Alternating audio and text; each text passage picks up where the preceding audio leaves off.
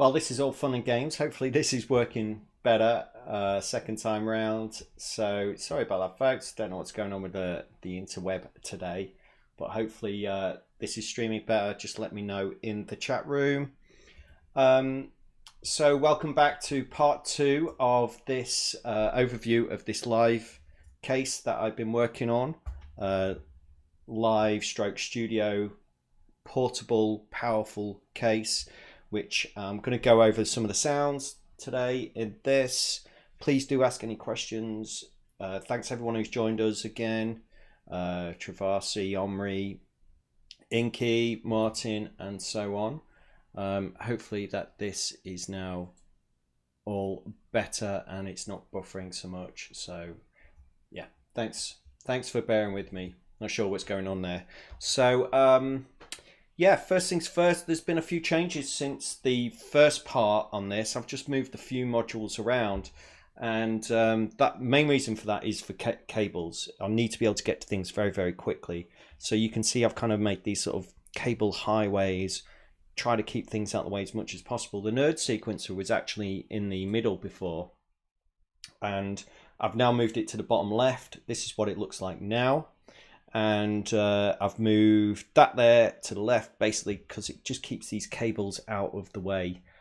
It also means that I moved MATTHS out the way, oscillators more central into the middle, and that's about it. Oh, a couple of other things, some colored dials, thanks to the people at Thonk. Thanks so much. If you don't know Thonk, they do modules that you can build yourself, but they also do colored dials, which makes things very handy for when you're planning your live set to know what things are. So like color yellow is always the quadra envelope and that kind of thing. We'll look at that a little bit more, but color coding is certainly really important. What else have we changed? Oh yeah, I've got a new distortion here, which is the Vile Rowena by Noise Engineering. And I swapped out the Erica Synth DSP, which was doing some distortion. And that's about it. I think we should hear some sounds. I think what I'd like to do is just get into making some sounds so you can hear some of the things that I've been doing. You can hear the sort of variety of sound tones that come from here. And I'll try and keep an eye on the chat as well in case anyone's got any questions. So let's just go. As you know, I'm running everything into these Endorphins Cockpit 2 mixers. I've got 3 of them. I've actually spaced them out a little bit more as well, just to give me a little bit more finger room. So I've just got a little sequence playing here, and let me just play some of this. So let's start with Braids. So you should be able to hear that all right.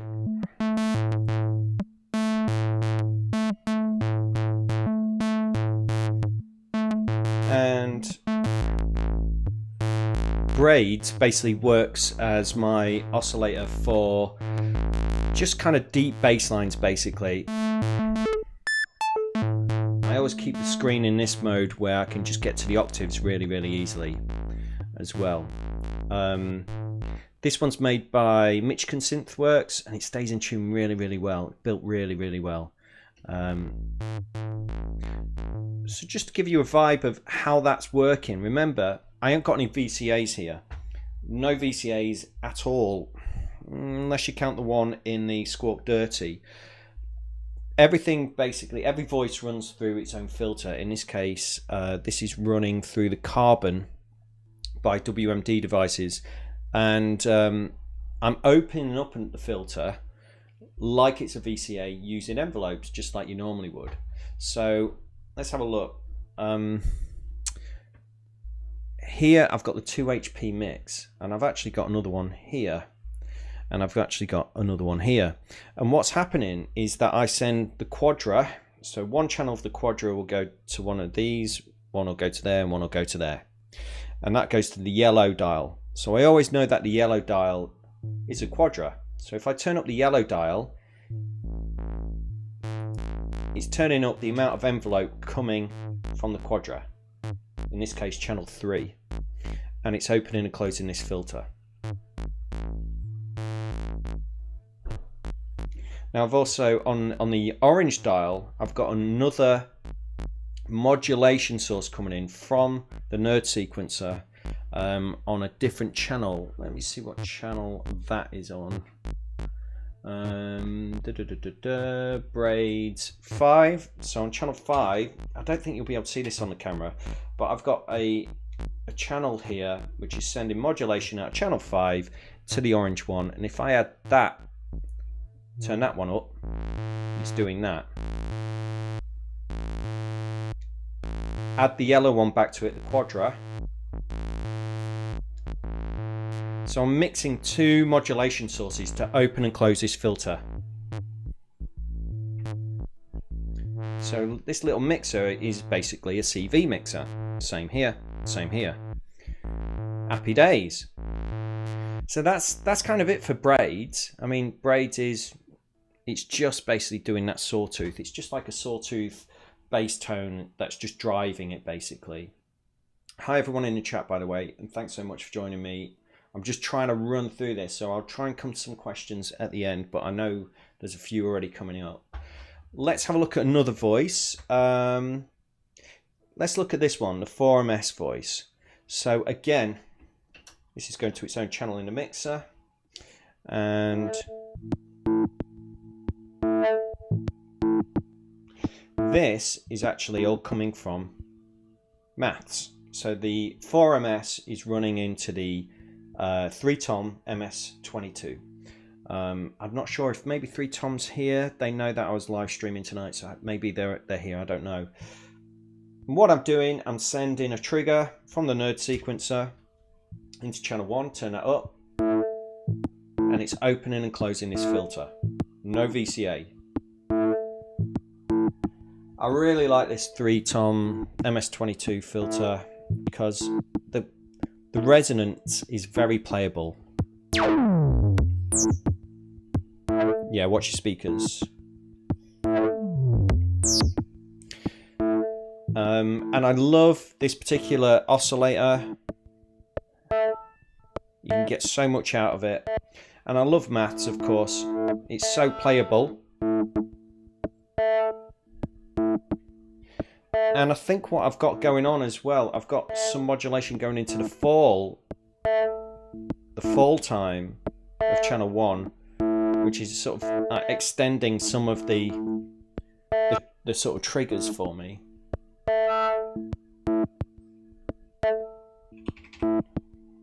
And I've also got something coming in on channel 2, which is doing that.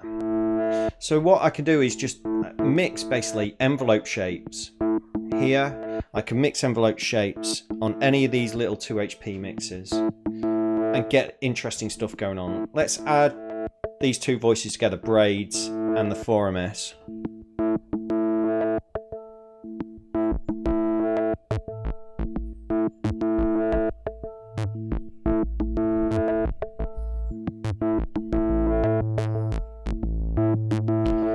So there we go. Now one little cool thing that I've got going on, and this is a way to kind of do a little bit of sidechaining using CV. I have got some sidechaining going on, which I hope to get onto in a minute. But what I'm actually doing is taking, remember I'm using Quadra here to open and close this filter. I'm actually taking that same CV and I'm going into channel 3 of MATTHS. And if I was to use that negatively, it's going to take away, whenever Braids is firing, it's going to remove it from the Threetom MS voice going on. So basically it'll do some kind of ducking for me. Let's see if we can hear that.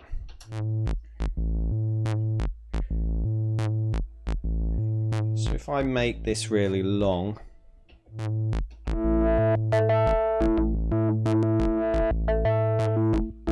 we can see whenever the Braids get fired, if I can then remove that, and it's ducking. It's kind of like ducking because it's pulling down that filter. So it can be quite useful. Or I can add it. I could take this Quadra and actually add it as well to here.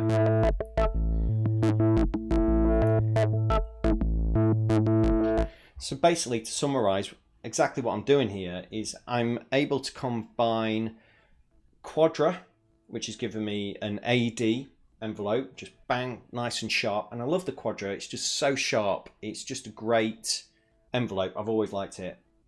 I've then got a channel of modulation that I'm using to open and close the filter on channel 2, and I can mix them together. And then channel 3 on each one of these little mixers is the output from MATTHS. So as you know, as I've just explained, I'm using MATTHS to open and close this filter here. But I'm also taking the output and I'm sending it to all of these red dials, channel 3. So I can actually use MATTHS to open and close Braids over here.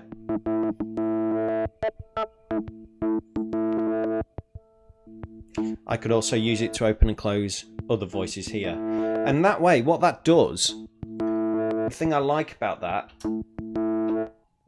the thing I like about using sometimes the same envelope shape, in this case MATTHS, and sending it to multiple places, it gels together what some of the voices are doing. And then you can inject what their own envelopes are doing. So I hope you're with me so far on all of that.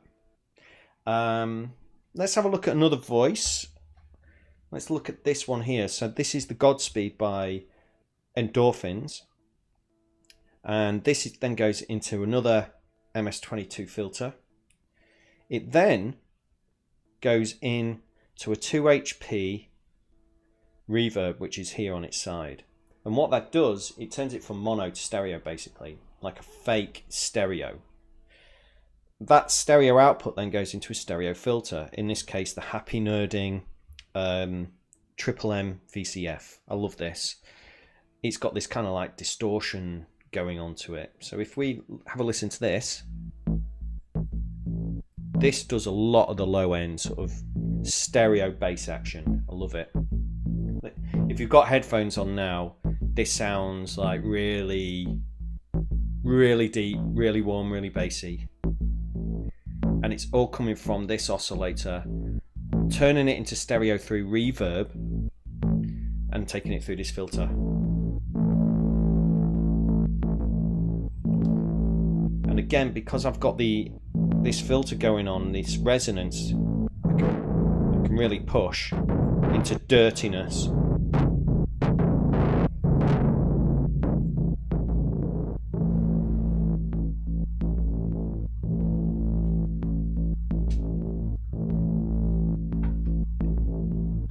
Camera feed's gone weird. That's interesting. Let's have a look.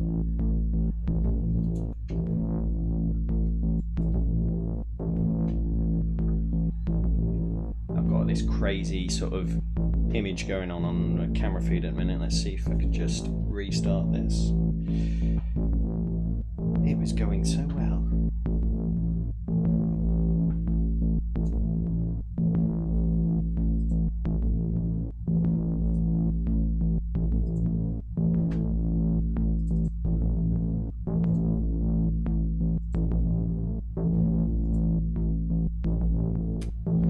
Oh dear.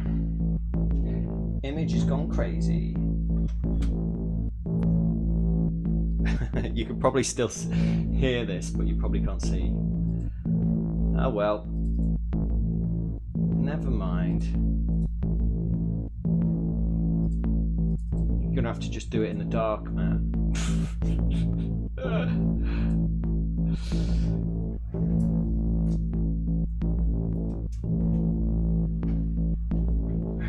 Let me just see.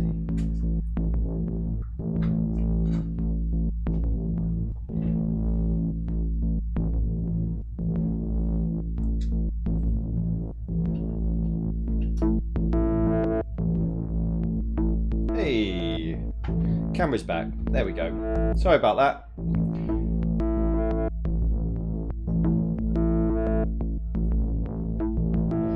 So where was we? So here we've got this Threetom VCF going on. We've got the Braids.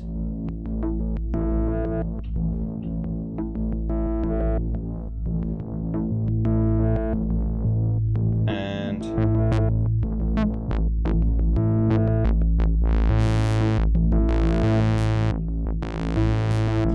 And we've got the 4MS going on.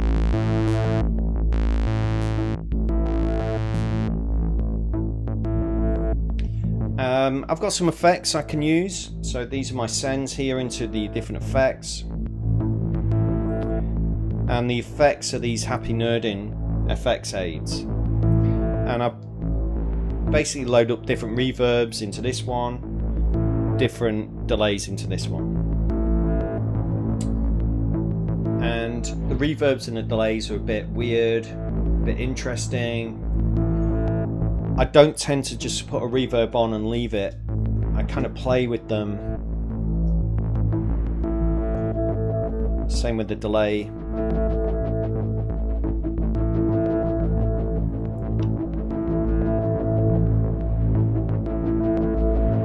There we go. So now let's bring in some, I don't know, let's bring in some drums.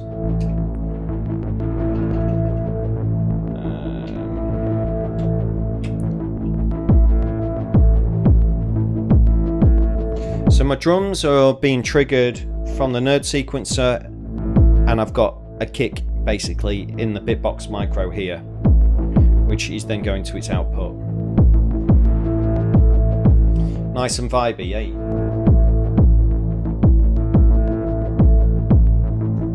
Yeah, Martin, I'll do the kind of sequencer into the sequencer thing at another date, I promise.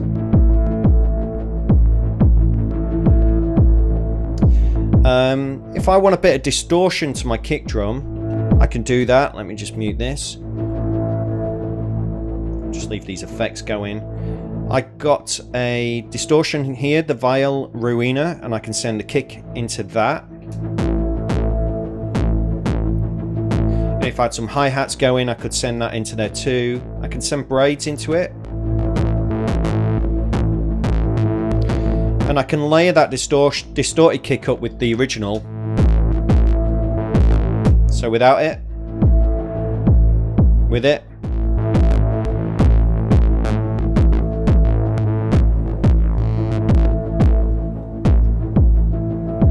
So that's quite handy. If I had some, yeah, let's get some sort of hi-hat noise going on. I can also send that into the distortion.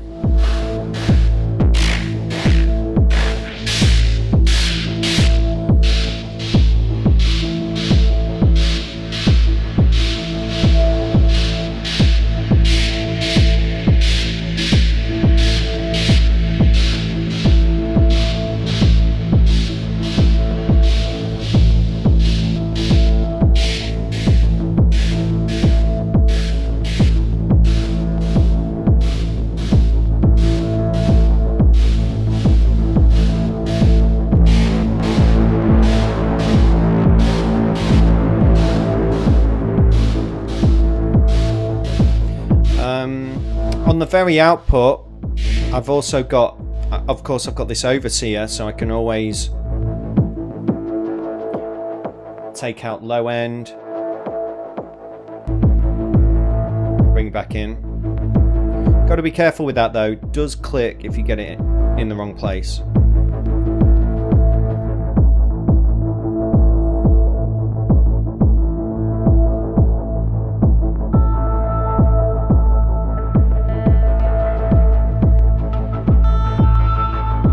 Quite a slow, weird sound.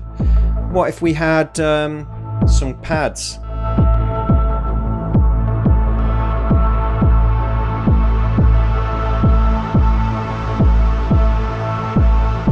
Like that, don't you?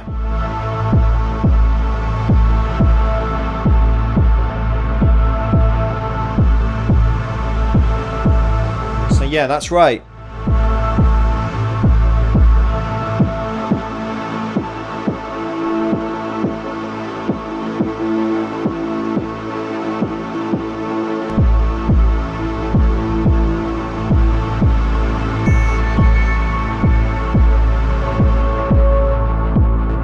I've got polyphonic pads going on. So how have I got polyphonic pads going on? Well, you might know this, you might not, but the Bitbox allows you to actually do multi-sample instruments in there. So I've got a string synthesizer going on, which is being triggered by the nerd sequencer, and the nerd sequencer is kicking out MIDI from here. It's hidden away behind inside the MIDI expander, and it's going in to the Bitbox, and the Bitbox is then playing back these kind of really nice retro-y kind of strings. And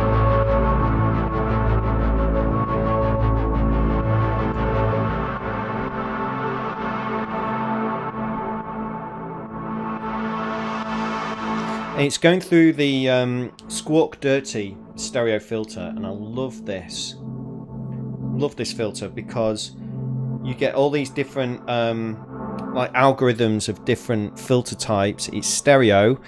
It's got a low pass and a high pass. It's got resonance, which is very playable. And this goes into a stereo reverb. So I can have it dry, or I can have it wet. And can you hear it's doing some sidechaining from the kick? And that's because the really cool thing about these mixes that I'm using, the Cockpit 2s, is that if you send a trigger into them or audio, you can use that as sidechain. So I'm sending the kick drum trigger from the nerd sequencer to trigger the sidechaining going on in here. And let me make it more extreme. You can have this per channel, by the way.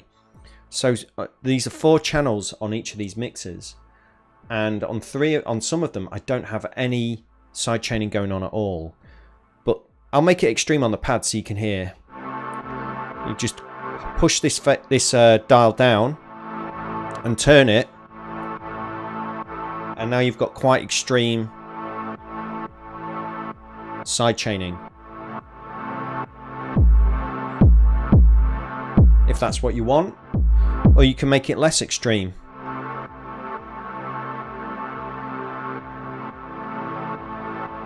And you can do that on every independent channel. So that's how I'm getting really nice kind of sidechain compression going on across the whole mix. Basically, everything runs into its own channel. Each channel then can have its own amount of sidechain going on from the kick drum.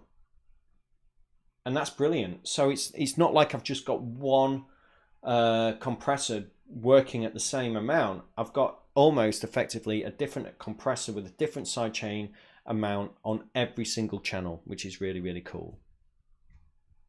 I do have a compressor though over the in parallel to the main mix. A lot of people have asked me about this actually since part 1. If you haven't checked out part 1, you might want to check out part 1. But I've also got a WMD Muscle stereo compressor limiter over here, and what I'm doing, I'm taking a stereo output of the final mix. I am sending it into this dial here. So I've got the stereo mix here. Let me put a few things in.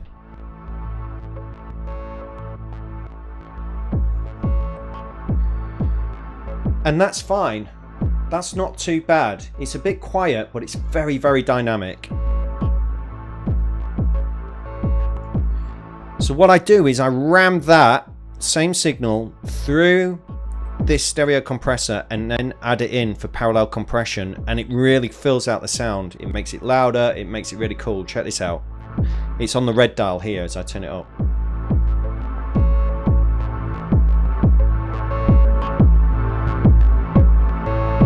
You see that?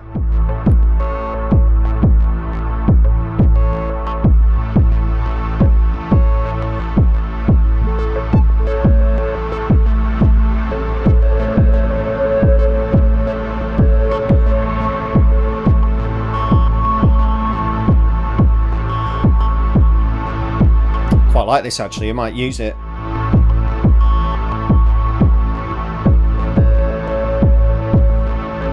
Do we have any questions so far?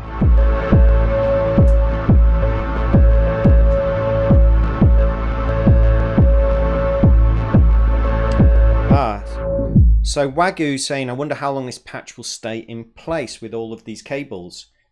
I should make it absolutely clear, this does not get unpatched. This is it. This stays as it is. This is, for me, this is an instrument. This is something now that I will be using to continue writing music on.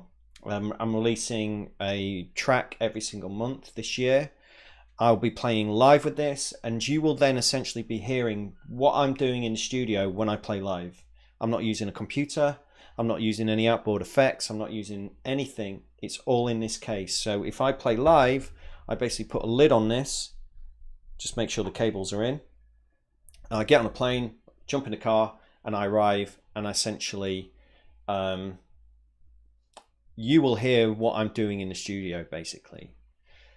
So Omri's asking, how important is stereo for live performances?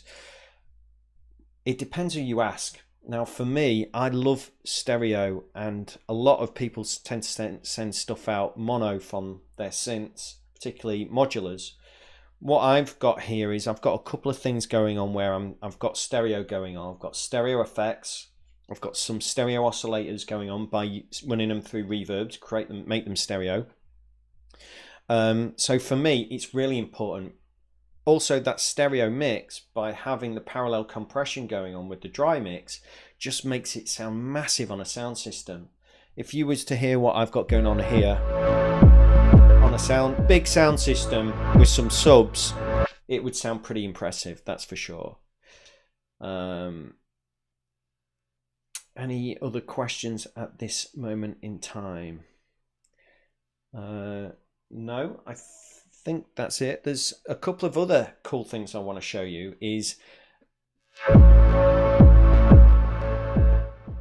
Let's say I want a completely different vibe from what you're hearing here, but the same track. What I can do is send the whole stereo mix through Clouds, which I've got here, but the U-Burst version, so the small version of Clouds.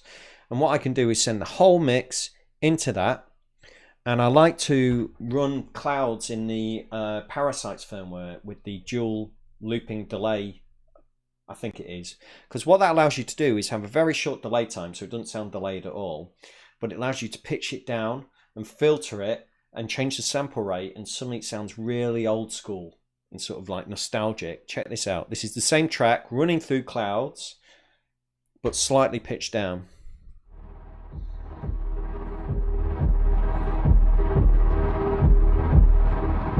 Got that?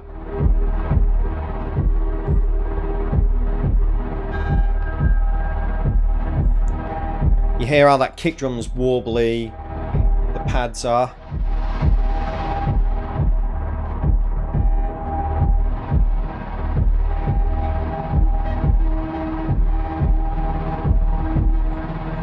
So I could even maybe like change the tempo of this track, which is at 88 BPM.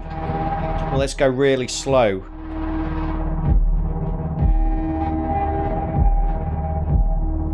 Now I've got this completely different track, different vibe, same notes, it's just slower, it's going through here. I could add some reverb on. The other thing I can do is I'm sending, before it goes into Clouds, before I'm sending that stereo mix into Clouds, I send it through this Guillotine stereo distortion here. And that allows me to destroy it as it goes into Clouds. So check this out.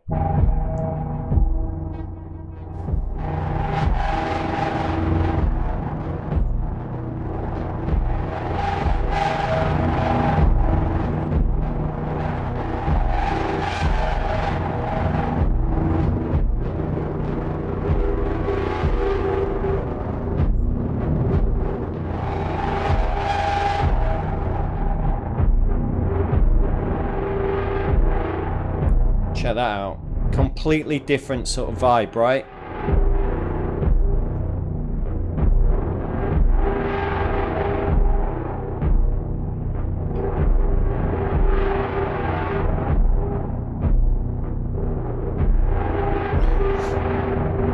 going back, I just put it back again. If I'm thinking, actually I preferred the vibe it was at, just take that out of the mix and go back to as it was. I quite like it at 48 BPM. It's not bad.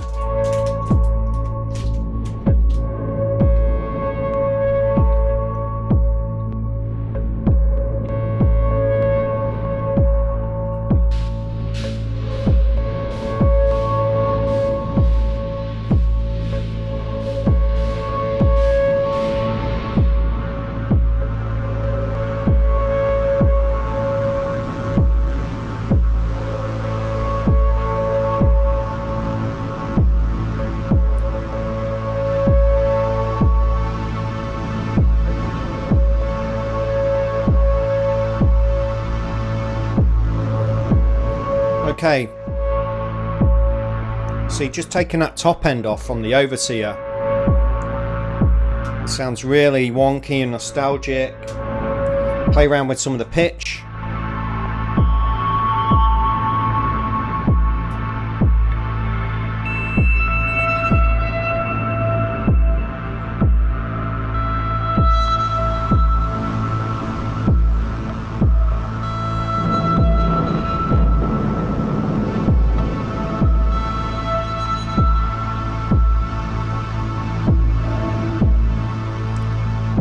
Okay, there's another kind of secret weapon that I like to use, and that's distortion, believe it or not.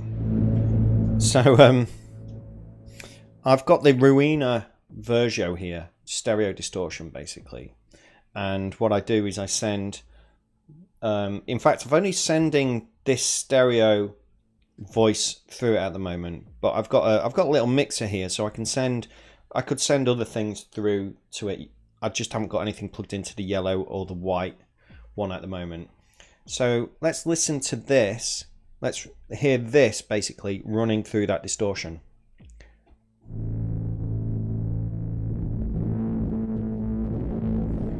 And it's really, really low. It's rumbly and low. And it's designed to kind of stay there. I could add that top end to it.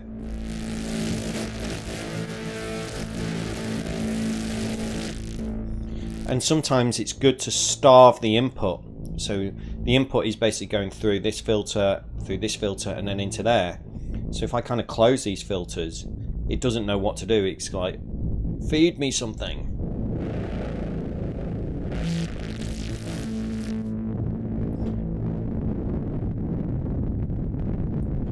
Add it. You can just make it sit underneath everything in the mix, rumbling away. If you've got headphones on, this should sound really nice.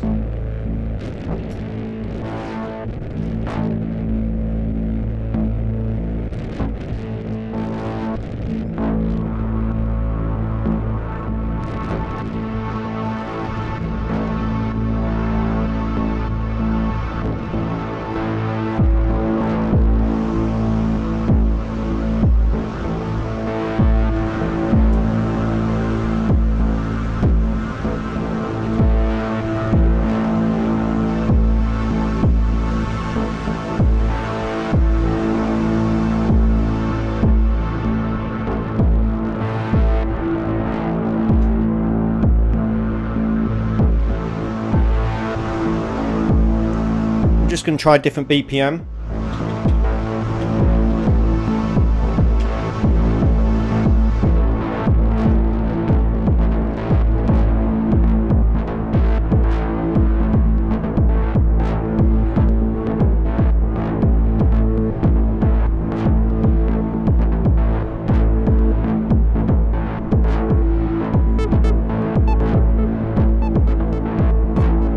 Suddenly becomes a different track.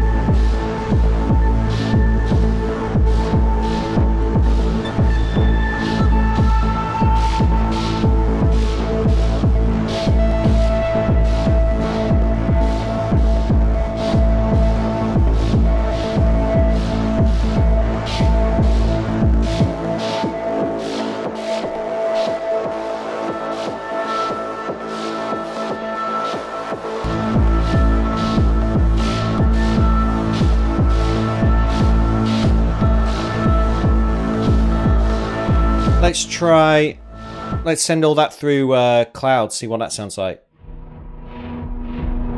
Wow.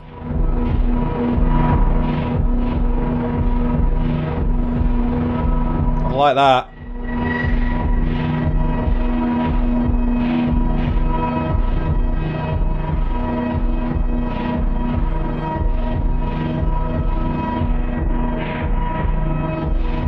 Totally different vibe.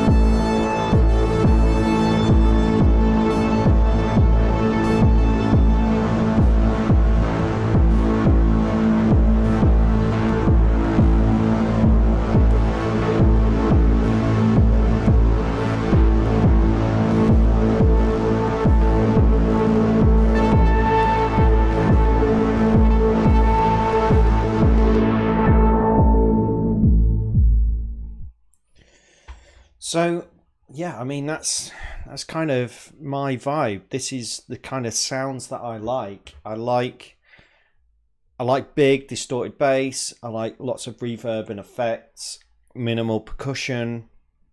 To have 3 or 4 different voices is useful. The ability to send it through clouds and just get a totally different vibe as well is really important. Different types of distortion. Having the ability to have different sidechaining going on per channel, as well as the parallel compression going on.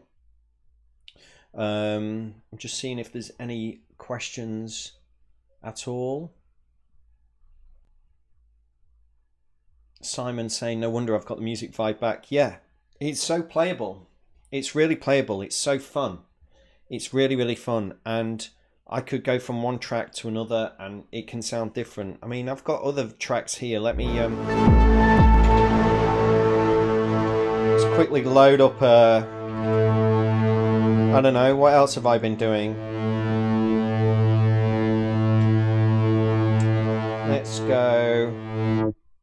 Let's load up a different one completely. This one, what's this one like? I don't know. Different tempo. What's this one at? 128. Let's see.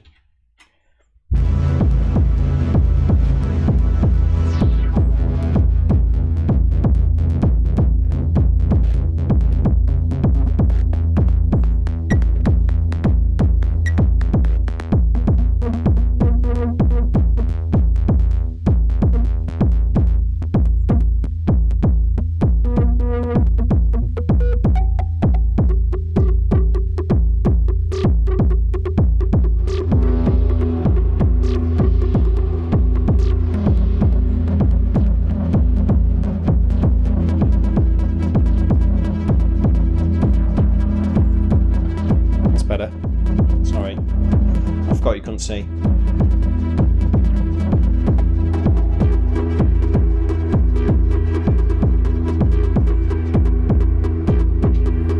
See if these hi-hats that might work.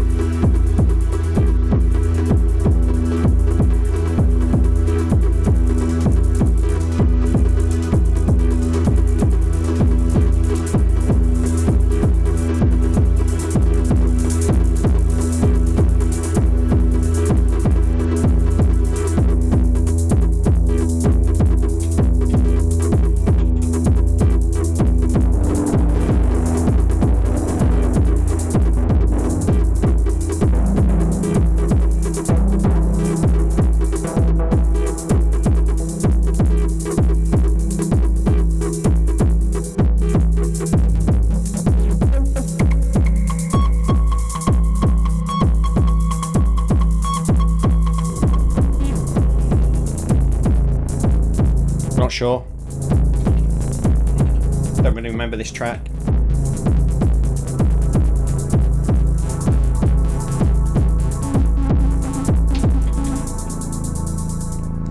Any other questions? So Travas is saying, how long can you play with this setup? I could play until they kick me off, basically. And this sort of leads on to Martin's question, which is why not put all of the tracks in the same session? I could do that in the nerd sequencer, but to be honest, it takes like this long to load up a new song. Load menu, go to a new one, press OK. 1, 2, 3, there we go. And I like to play, when I play live, I like to do breaks between songs. I don't like to do a full mix that plays for 45 minutes or whatever. I like to do a song, then I like to end, have a little clap, have a little drink, load up the next song and go into that one, basically. Anything else? Wagyu. Oh yeah, Andrew Brooks is saying, I've got a gig on the 29th of August. What would be your biggest tip? It's the first time gigging with a modular synth. I would say take your time. Take your time, and also make some notes about things. Don't be worried about having a little sheet of paper next to you to remind you about on a particular song. You know, you might be playing with the resonance in a different way, or you might be working with an envelope or a particular type of the mix that you've got going on. Don't be worried about that. So take your time. Don't rush stuff. I've done it in the past when I play live, and then what I tend to do is I do everything in the first 5 minutes, and I'm like, oh, I've done the song. I should have just like done smaller movements, made it evolve a little bit slower instead of big ones. Dub Station Zero, for your effects mixes, are you multing the voices out? I'm not sure what you mean, mate. All my effects are inside of here. I'm not using anything else. These little faders basically act as like auxiliary sends to my effects. Synth Addict, nice cable management, thank you. I can do experimental improvisations with this as well, Andy. So I can make something up from scratch, and I'll probably do that in the next live stream. I'll just make something up from scratch. Maths, does your live drummer get a click from you? Yes, they did. Yeah, they were just playing to a click. I think we programmed her in our own sort of like shaker, so it wasn't like tick tock tock tock. I think it was like kind of thing. Shift tides. How are you transitioning between tracks? I'm pressing stop, and then I'm reloading a new one, and that's it. I might have a couple of tracks that I might transition. If I do, it's just a case of taking stuff out and bringing stuff in, just like, you know, just perform and that kind of thing. Yeah, cheat sheets, Inky, definitely. Listen, I'm aware that I've been going now for like an hour. I think Gaz is on next, so I think you're going to head over there shortly and check that out in 5 minutes. So yeah, do enjoy that. Thanks for joining me here today. Sorry about the issues again with the live stream. It's just the way it goes. And yeah, thanks for everyone as well who's been supporting me on Bandcamp as well. And I don't think I can show you. No, I can't show you. But yeah, everyone who's been on there, I've been doing some sort of ambient music, which you can get if you subscribe to me. These are 1 hour pieces of music, uninterrupted ambient music. And if you're subscribing to me, it's only £3 a month. You get this, you get hours of music, albums, remixes, live stream performances, all high quality audio over at Bandcamp. So thanks for everyone who's been supporting me on that. Right, I think that's about it. I don't think there's anything else. Yeah, thanks for everyone for joining me today, and please do hit like and share this and hit subscribe if you're not already. And have a great evening, everyone. Stay safe. Enjoy Gaz's show, and if you've got any other questions, stick it in the comments below. Cool. Peace.